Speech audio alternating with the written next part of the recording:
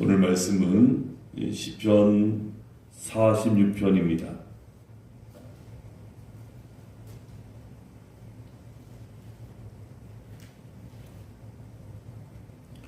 시편 46편을 교독합니다.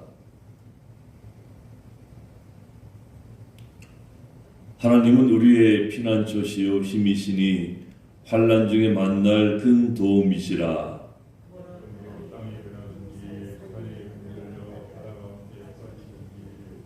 바닷물이 솟아나고 뛰놀든지 그것이 넘침으로 산이 흔들릴지라도 우리는 두려워하지 아니하리로다. 셀라.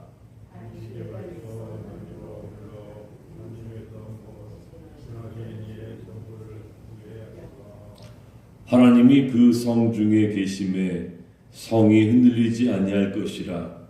새벽에 하나님이 도우시리로다.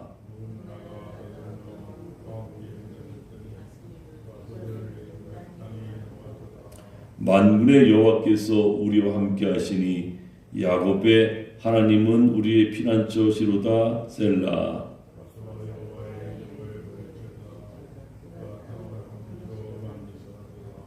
그가 땅끝까지 전쟁을 쉬게 하심이요 활을 꺾고 창을 끊으며 수레를 불사르시는도다.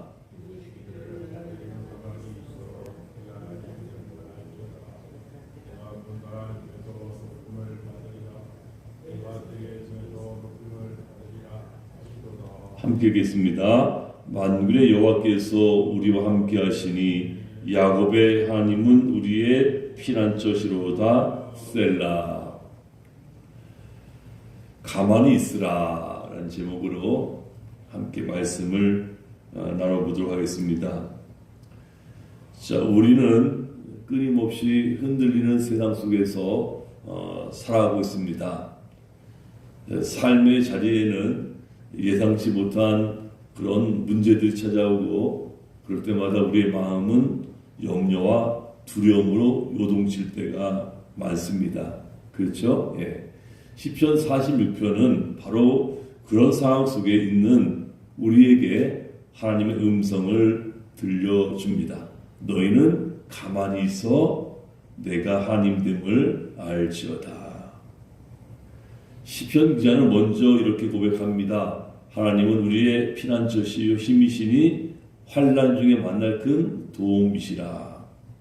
이 고백은 단순한 신앙적 문장이 아니라 삶 속에서 체험된 진실입니다. 저도 여러분들이 정말 그런 고백을 했으면 좋겠습니다. 하나님은 우리의 피난처시니 또 힘이시니 환난 중에 만날 큰 도움이시라.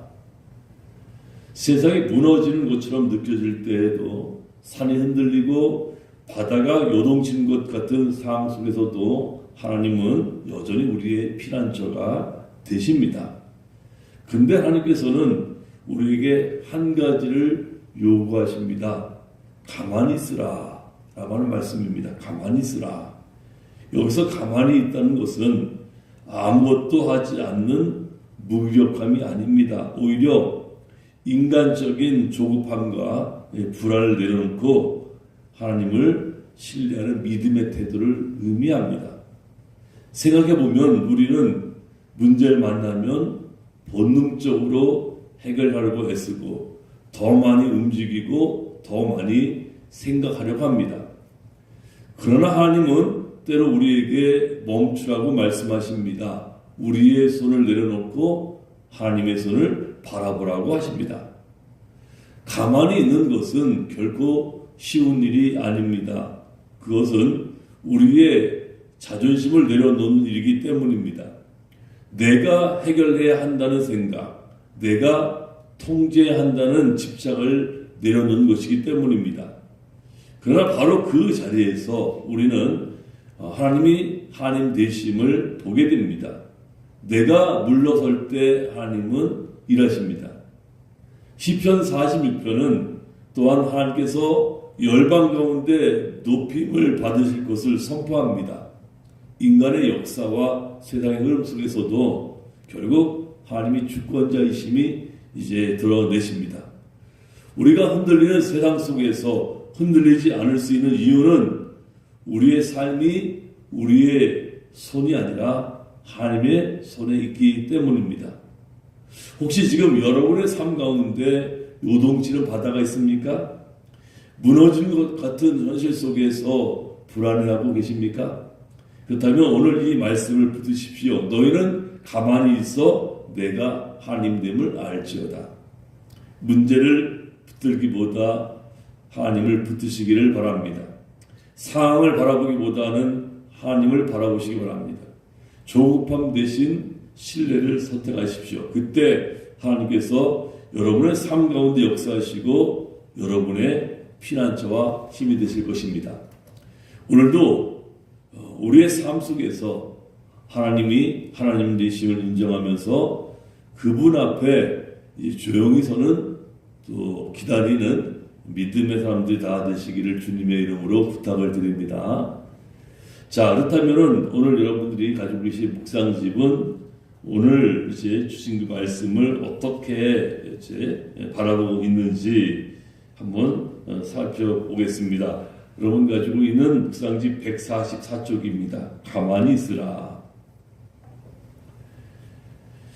과학 발전으로 재난에 대한 대비가 가능해져 피해를 줄일 수는 있지만 여전히 지진과 태풍, 해일과 가뭄은 삶의 거친 생채기를 남기고 흔듭니다.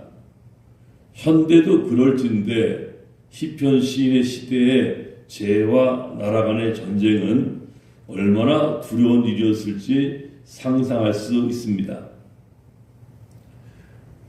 시인이 사는 세상은 흔들리고 있습니다. 그의 발밑이 흔들리고 흔들림은 그를 집어삼키려 합니다. 시인의 표현처럼 땅이 변하고 바닷물이 솟구치고 넘쳐 산이 흔들리는 힘 앞에서 생은 무력하기 그지없습니다. 자연뿐 아니라 민족과 국가들이 으르렁거리는 대결도 존재 기반을 흔드는 거대한 힘입니다. 정치적 역학은 늘 바뀌고 열국들의 이합집산은 끊임없습니다. 지배자들이 일으키는 전쟁으로 이유도 모른 채 전쟁에 서고 노예가 되거나 불구가 되기도 하고 끝내 죽기도 합니다. 기껏 일군 삶의 터전은 황무지가 됩니다. 삶은 어쩔 도리가 없는 위기로 파괴되기도 합니다. 오늘날이라고도 다르지 않습니다. 과학의 발전에도 코로나와 같은 새로운 전염병 앞에서 인류는 무력하고 혼돈에 빠집니다. 자본주의 가치가 절대화되어 양육강식의 사회가 되었습니다. 공정이 강조되는 만큼 불공정한 사회임이 드러나고 정의가 흔들리고 희망은 더 멀어져 갑니다. AI가 길을 제시한다고 하지만 그보다 길을 잃는 이들이 더 많습니다. 뒤흔드는 힘들과 흔들리는 터전 위에서 시인은 하나님께서 우리의 피난처가 되시니 나는 두려워하지 않으리라고 선언합니다. 시편 42편이 거듭 내 영혼아 어찌하여 낭망하느냐 너는 구원의 하나님을 바라라고 권면하듯이 이 시편 또한 거듭해서 하나님께서 우리의 피난처라고 합니다. 세상을 흔드는 파괴적 힘일지라도 저들 역시 하나님의 창조 질서 아래 있는 피조물에 지나지 않는다는 확신입니다. 시인은 하나님의 집에서 길을 찾았습니다. 흔들리는 세상에서 흔들리지 않는 곳은 오직 하나님의 도성입니다. 그곳은 거룩한 하나님의 임재를 통해 흔들림으로부터 분별된 곳입니다. 흉흉하던 물도 그분 앞에서는 더 이상 파괴적이기도 하나님의 질서를 거스르지도 않습니다. 오히려 파괴의 물은 하나님의 도성을 감싸고 흐르며 성소를 기쁘게 합니다. 믿음이란 흔들림 없는 하나님께 나아가 흔들리는 세상을 보는 눈매를 변화시키는 것입니다. 흔들림 없는 하나님을 깨닫는 유일한 길은 역설적이게도 가만히 있는 것입니다. 홍해가 앞에 놓였고 뒤에는 애굽의 군사들이 덮치려는 상황에서 하나님은 너희는 가만히 서서 여호와께서 오늘 너희를 위하여 행하신 구원을 보라라고 하였습니다.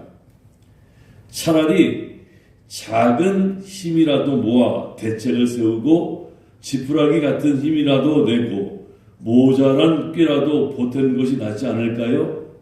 삼킬 듯한 파도와 분사들의 함성 사이에서 하나님의 행하심을 보고자 가만히 있는 것은 죽을 만큼이나 어려운 일입니다. 그러나 끝내 가만히 있어 하나님을 체험한 이들은 굳건한 믿음을 얻었고 그분이 흔들리지 않는 피난처임을 체험했습니다. 그러니 활도 꺾고 병거도 불살을 수 있습니다. 그와 같은 힘들은 오히려 가만히 있어 하나님의 구원을 누리는데 해방이 될 뿐입니다. 혼돈의 세상에서 서둘러 살 길을 찾는 이들이 많습니다. 믿는 이는 가만히 있어 하나님 되심을 체험하며 새로운 길로 드러내는 사람입니다. 어떻습니까? 가만히 있으라. 이 얘기 뭐냐면 우리가 할 수 있는 것들이 참 많은 것 같지만 정작 따지고 보면은 할 수 있는 것들이 그리 많지 않습니다. 그렇기 때문에 모든 것을 할 수 있는 하나님을 이제 우리가 의지하고 하나님 앞에 맡기는 겁니다. 여러분들도 그렇게 되시기를 주님의 이름으로 축원합니다. 우리 하루 기도를 같이 하겠습니다. 주님을 믿는다고 하면서 흔들리는 세상에서 대책을 찾고 두리번거리곤 합니다.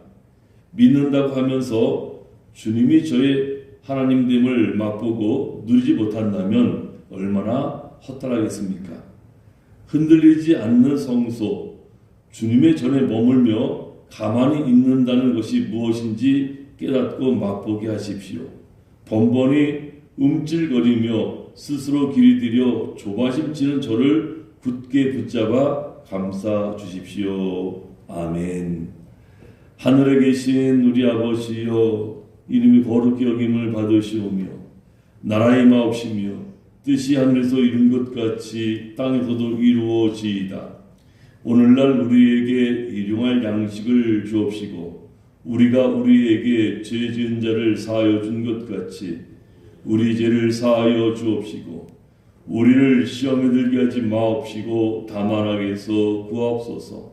대개 나라와 권세와 영광이 아버지께 영원히 싸움나이다. 아멘.